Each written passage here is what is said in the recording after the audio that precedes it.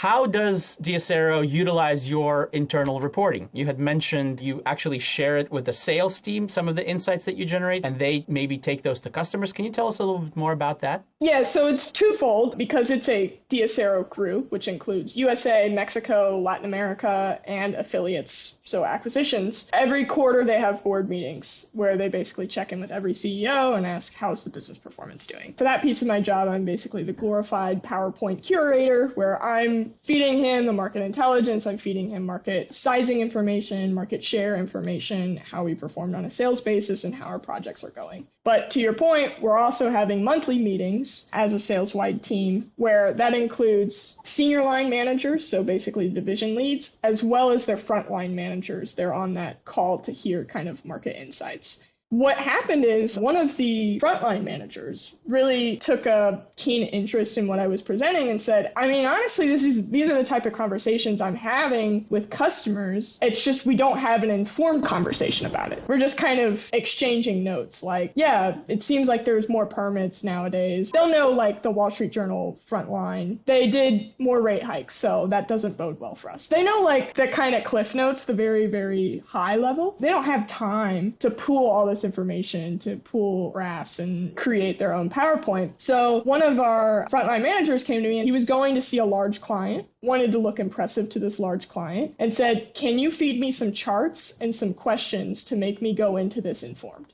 And I said, yeah, absolutely. So I sent him 5 charts and I sent him 5 questions. And I said, if you present this, this is what I would ask them. And he told me right away, right after that meeting, that it went really well because they appreciated the intelligence we were sharing. And they also appreciated that they had a customer of theirs that was trying to be nimble and follow what the market was going to do, as opposed to kind of being like, well, it's up in the air. We'll see what happens. And he said, why don't we take this exact approach? And when we go out to new customers, we can hand them either if it's, if they're more of a sophisticated younger person, send them a slide deck, or if they're a little bit older, print out flyers. Because I have my communication skills, I can then kind of take that megaphone and send it and launch it to our sales reps. And that's a piece that I find is usually missing. Is usually you'll have someone who's really good on the data front, but not a good connector piece with sales. You have really capable economic analysts, but not always partnering with sales. And if you can bridge that gap and actually create some synergies there, there's a lot of exchange of information that can happen, and to a beautiful extent,